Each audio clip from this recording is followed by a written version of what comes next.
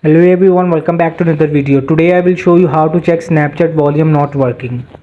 So for this, see the full video, don't skip it.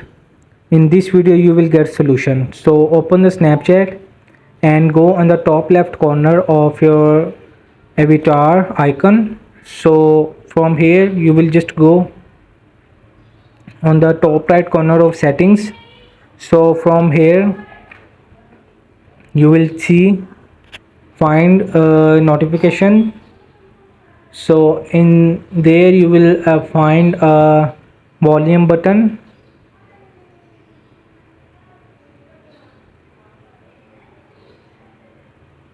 So no worry if you don't find.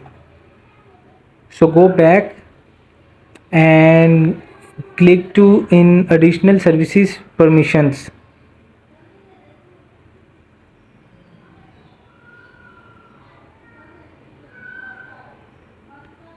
So here you will just click to permissions. So you will see the red alert button, microphone tab to enable. So just turn it on. So make sure all permissions are turned it on. So now you will just refresh the app and it will be working your volume. So hope this video helped you. Please don't forget to like and subscribe and get notified for more videos.